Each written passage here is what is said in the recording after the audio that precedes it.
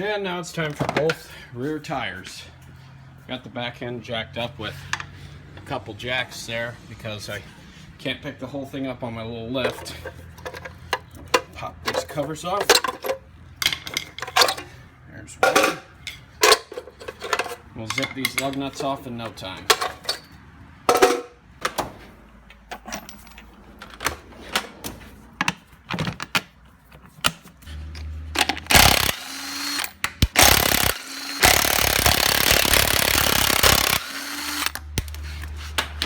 And off comes the wheel.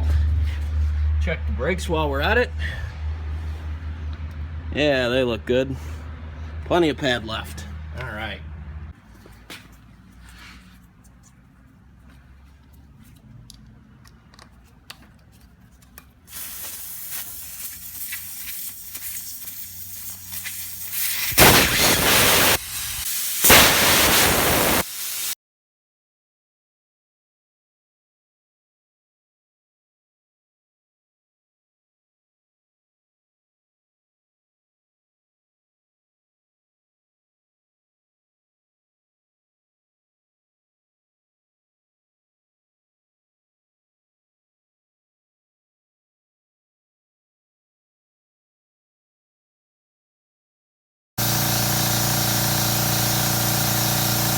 So because these wheels have such a large inside diameter here, I actually have to put the wheel on backwards. Most of the time when you balance a tire, the outside of the wheel faces to the outside of the machine. And I have to put it on the other way. And if you look closely, I'll explain why. There's a little lip here on the wheel.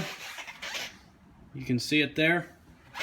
That cone is not big enough for the outside edge here. But if you back cone it from the inside, it actually works. So I have to balance them a little bit different. I got to balance them with the inside of the wheel facing the machine. Still works, it's just different.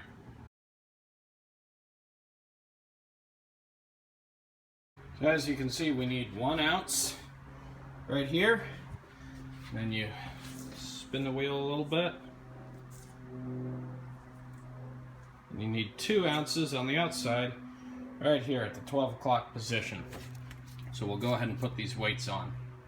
Some people reuse old weights, some only use new ones. I personally reuse the old ones. If they hold on fine and don't fall off, why not reuse them? Why buy new ones all the time? So I'm going to use an old one here because I've got an old one that's going to fit. Then the same on the outside here with the 2 ounce weight.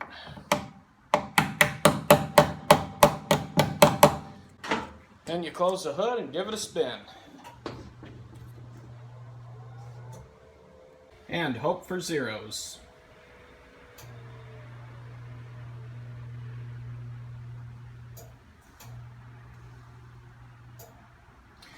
Now in this case, because these tires are so big, and this is a lower speed vehicle, this thing's rarely going to see 80 plus miles an hour.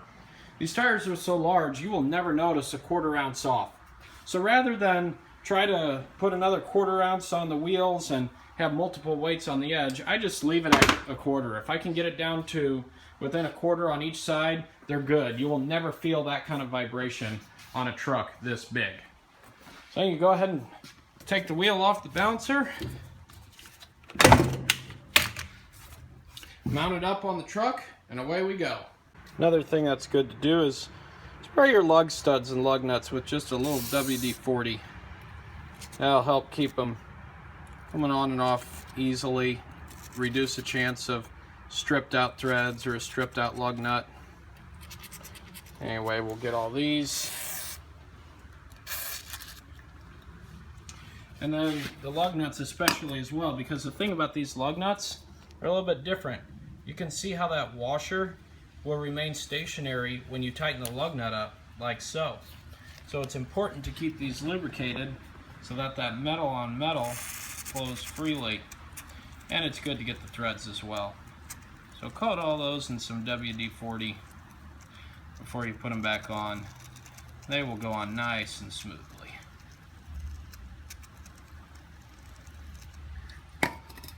Now you might be wondering what this brown extension is on my impact. This is what they call a torque stick. It basically eliminates the need to use a torque wrench if you want to torque your wheels down properly. If If you look on the torque stick here, you'll see there's size 13/16 and then 100 foot-pounds. So basically what this will do, this will allow the impact to tighten the lug nut to 100 foot-pounds before this extension absorbs any extra impact. And I'll demonstrate to you here how this works. I'll get a couple of these started here. So now watch as I tighten it down, it'll stop after a certain amount of torque. See how that works?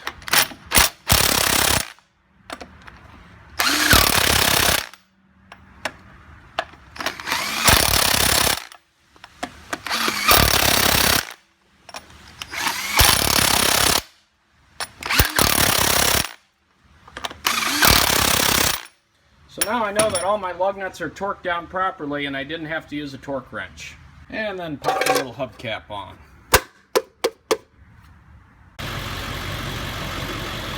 So there you have it, running like a dream. Ready for winter, 2 new tires, arch oil change, fuel filter, air filter clean, all that good stuff. She's ready to go. Ready for another 300,000 miles if you ask me. This has been a good truck.